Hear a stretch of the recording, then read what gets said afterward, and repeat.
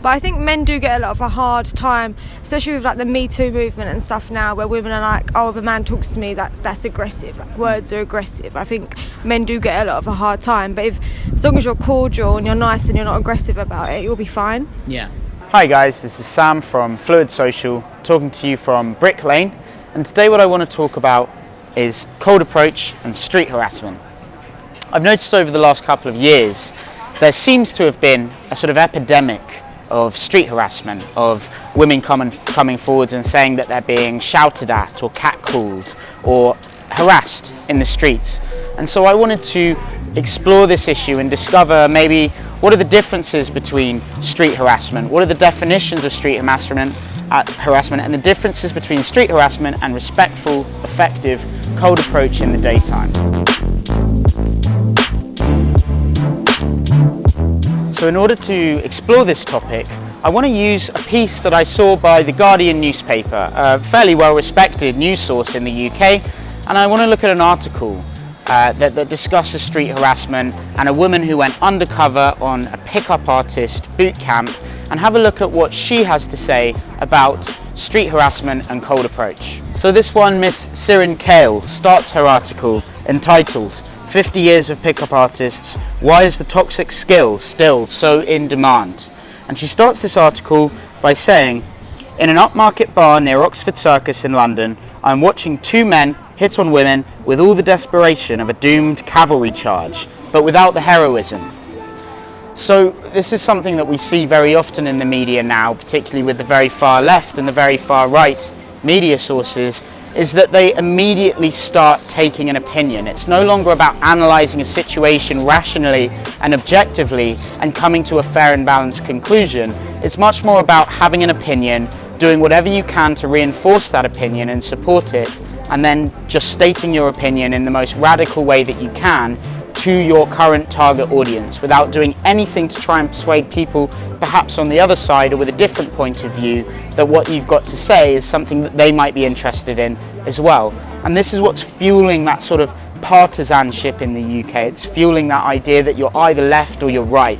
You either take every opinion that comes with a left-wing stance or every opinion that comes with a right-wing stance, and there seems no room for nuance, for shades of grey within the black and white chiaroscuro look of the world that we're getting from the media. And I think this is really causing a lot of the problems between the genders, with men go their own well, the incel community, the red pill community, and then radical feminism, anti-street harassment and Antifa and things like that. So I wanted to go out and talk to real women in the day and interview them about what they think about a man coming up and respectfully talking to them in the day, perhaps whether they've experienced real street harassment and what their definitions are. Has anyone come up and approached you in London? People come up and say that you look very pretty. Yesterday, a guy grabbed me on my hand and just pushed me. So that was... Was he trying to... No, he was, I don't know, he was probably like some kind mental problems maybe. Yeah. But no, but last year in London. Yeah. I almost didn't have any hair then. And Why? guys were like, I shaved it for a charity. Cool. I donated my hair. So this is 1 year of growth? Yeah. I thought you were just going for the 1920s look. You look like Daisy from The Great Gatsby with your, with your short hair. Okay. Yeah. That's great, thank you. You're welcome. Anyway, guys were like coming up and just saying that my hair is great. So. They were complimenting you on that? Yeah. Okay. So having a look here at the website for the leading anti-street harassment company in the UK called stopstreetharassment.org. It's a new, it's a non-profit agency, organisation, and I'm going to have a look at some of the definitions that this non-profit has come up with, the most trusted source of information on street harassment. So what they say is, Stop Street Harassment uses street harassment to describe gender-based harassment in public spaces because it is the term most commonly used by academics and activists, but there is no universally used name or term for it like there is for sexual assault or sexual harassment at work or school. So already I think this is a great idea, and there is real harassment going on in the streets of London and all across the UK and probably all across the world.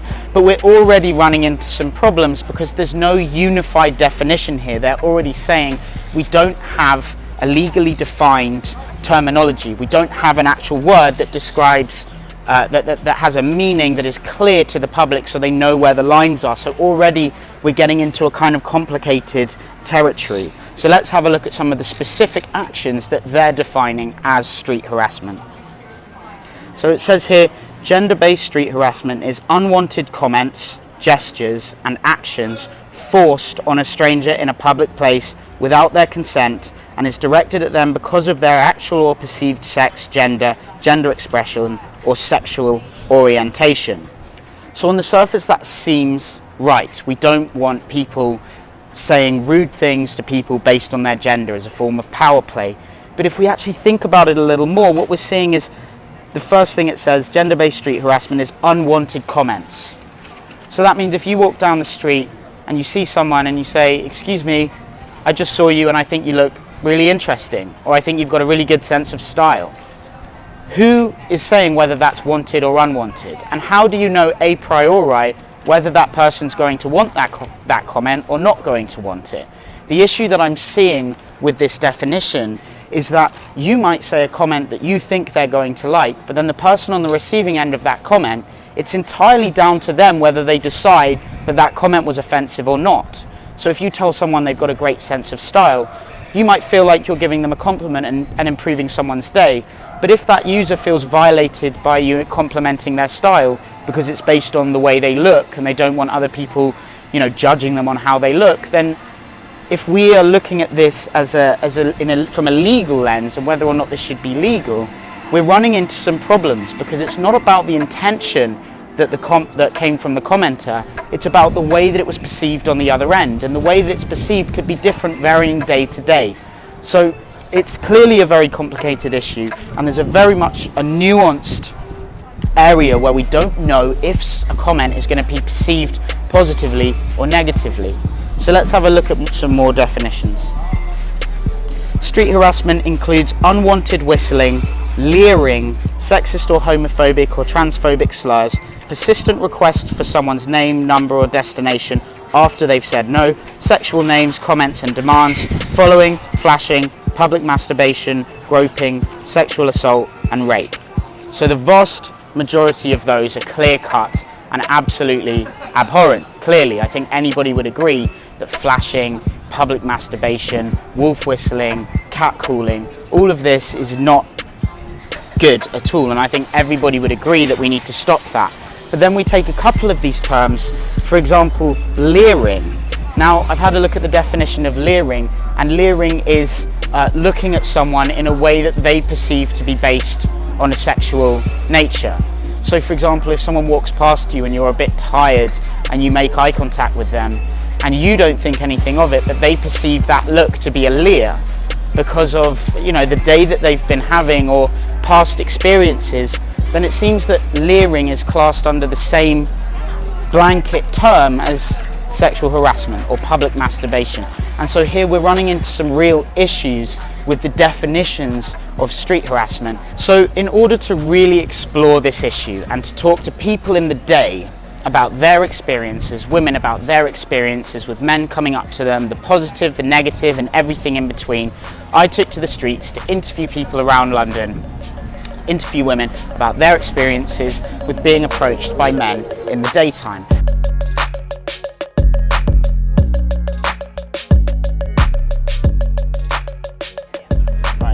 Right, so there's stuff in the media now more and more about street harassment, right? So catcalls like you were talking about.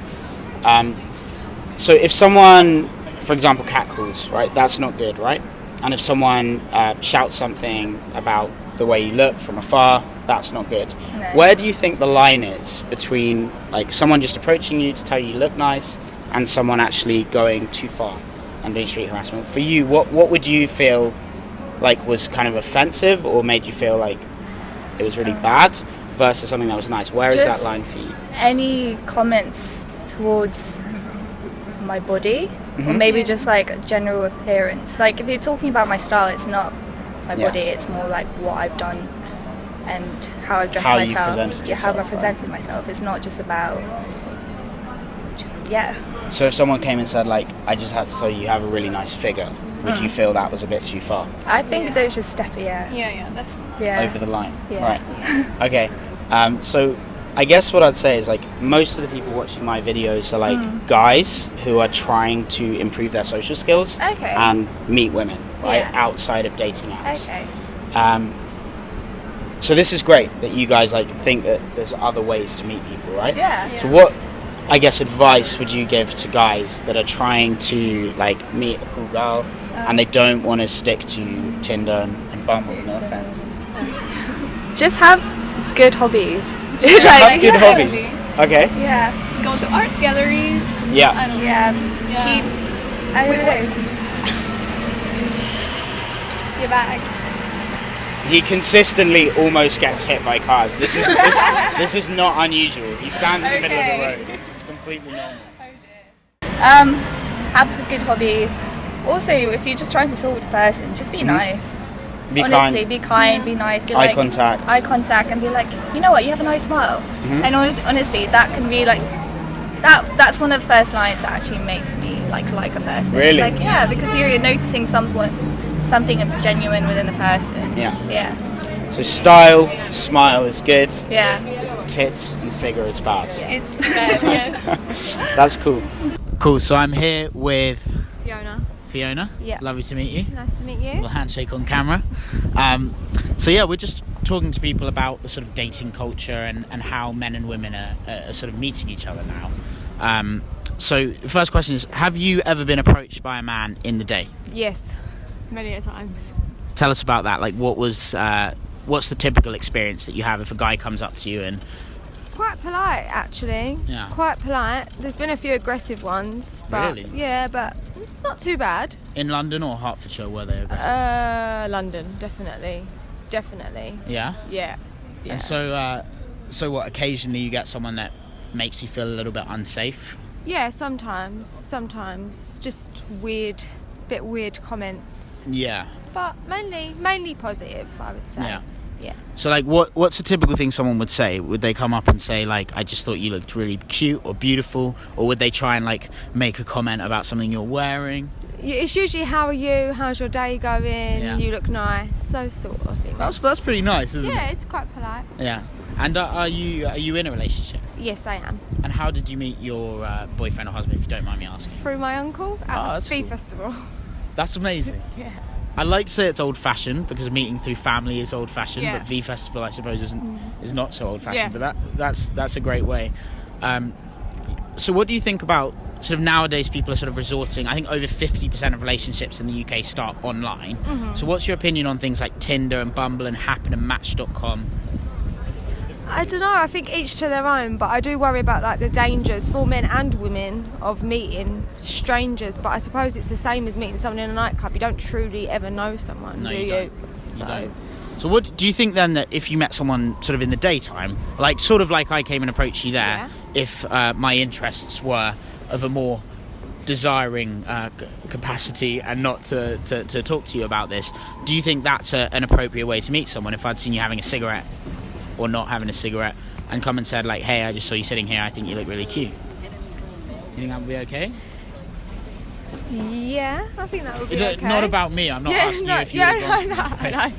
Yeah, I think that would be okay. Yeah. I suppose it's the same then, when you put it like that, it's the same as someone messaging you Yeah. on a dating site and saying, hi, how are you? It's the same really, isn't it? Yeah, I guess the only added thing is that there's people around, so maybe you feel a bit safer that's true. when it's in public. That's But it was interesting because, like, even when I just came to say hi, you were just super friendly. Like, you didn't seem like intimidated or really shocked at all. You were just like, oh, hey, how are you doing? Yeah.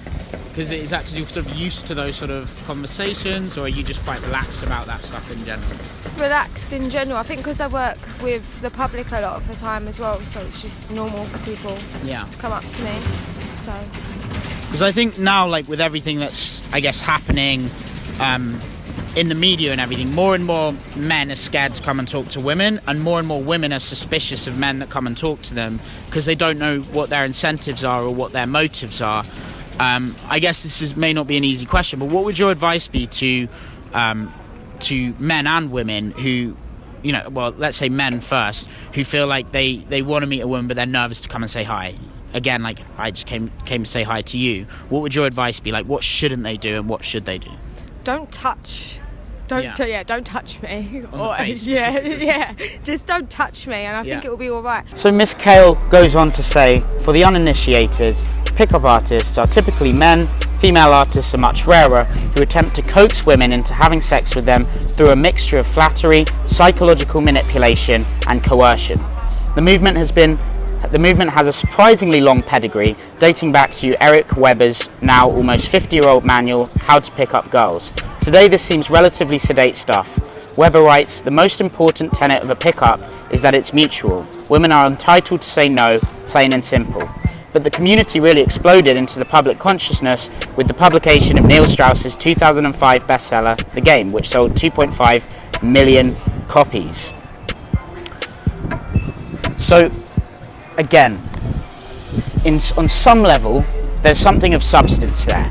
There is a level at which certain pickup artists and some small cul-de-sacs of the pickup artist movement are attempting to psychologically manipulate and to coerce women into having sex. What I'm not comfortable with here is this woman branching any man that approaches a woman. Any man that has the courage and confidence to go up and say hello to a woman in the daytime, blanketing them in with the dark cul-de-sacs of the bad side of pickup artistry.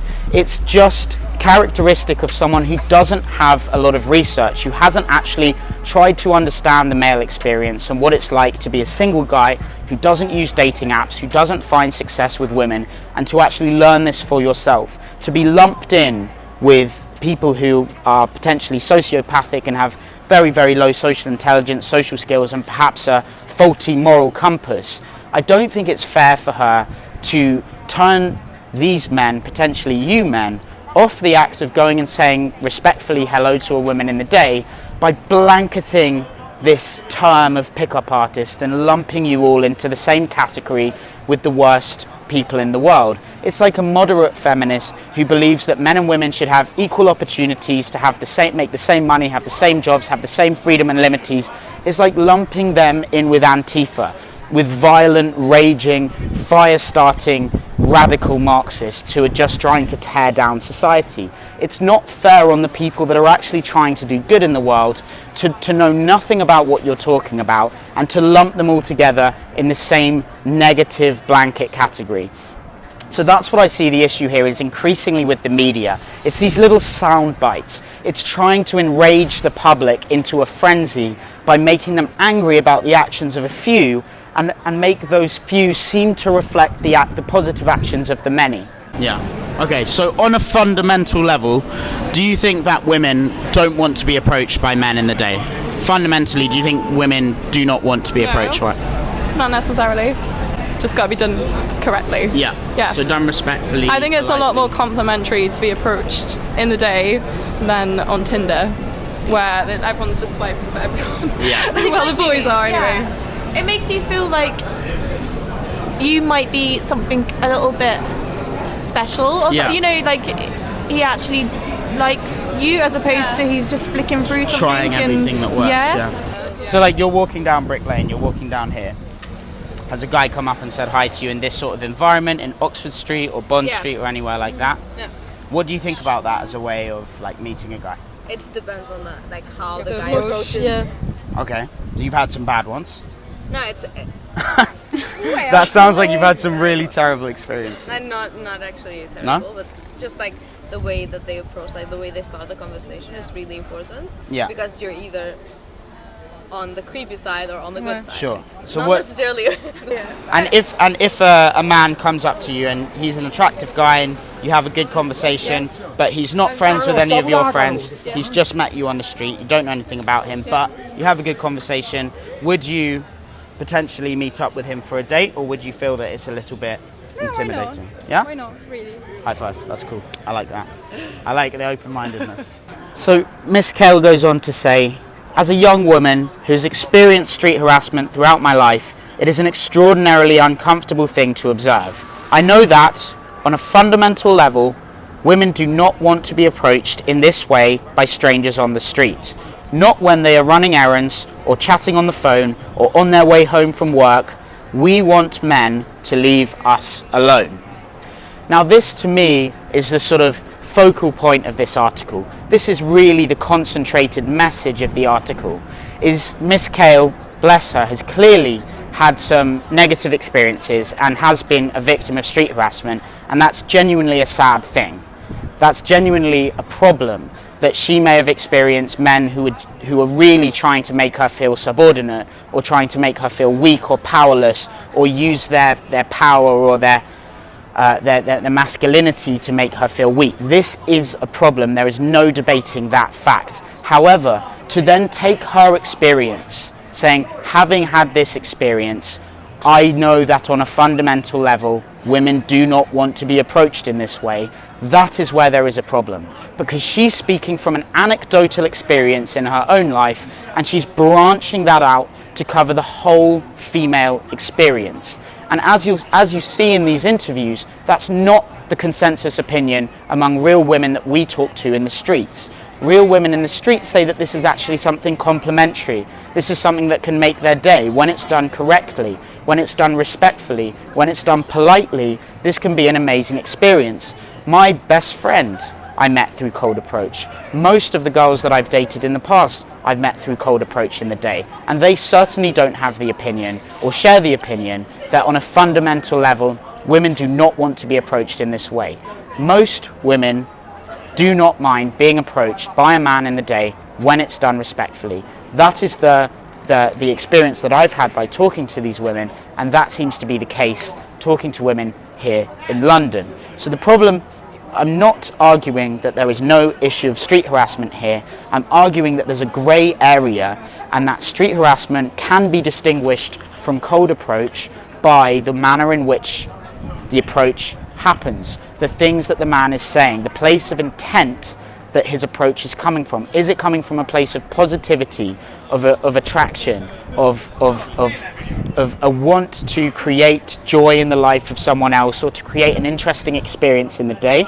Or is it done from a place of wanting to exert one's authority or power over another woman? We must be able to make this distinction. If we cannot, we're going to force our young generations of men to be scared to go and talk to women. We're going to force young generations of men to believe that they're not capable of meeting the women they want, forcing them inside themselves to be nervous and to go on to create generations more of uncomfortable, nervous, anxious men. And on the other hand, we're forcing our women to act like a victim and to act afraid every time a man expresses interest to her, to think that all men, any man that shows her interest, is innately trying to exert his power over her. And this is a really, really dangerous game, because what it does is it puts our freedom to choose a partner in the hands of corporations, in the hand of dating applications, of arranged marriages, of meeting one girl in your local shop and settling down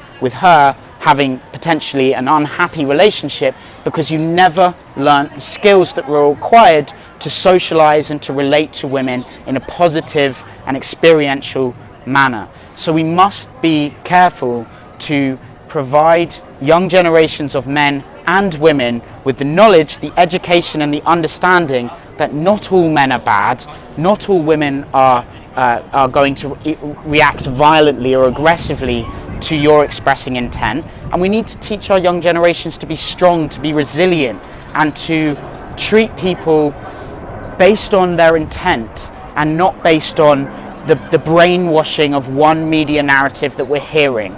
So my message to everyone who listens to this is that we have to be able to understand the nuance and judge people on their intention, on what they're trying to achieve, as opposed to letting our confirmation bias, our selectivity bias based on what we've been watching or seeing in the media, make our decisions for us. We have to be judicious. We have to exercise our own freedom to choose and to decide what we think someone else's intention truly is. So I hope you guys enjoyed this video. I'm going to be doing some more of these interviews, and I'm going to be back in London in March of 2021. So if you guys want any help or you have any questions, drop me a message at admin@fluid.social, and I'll see you in the next video. Sam out.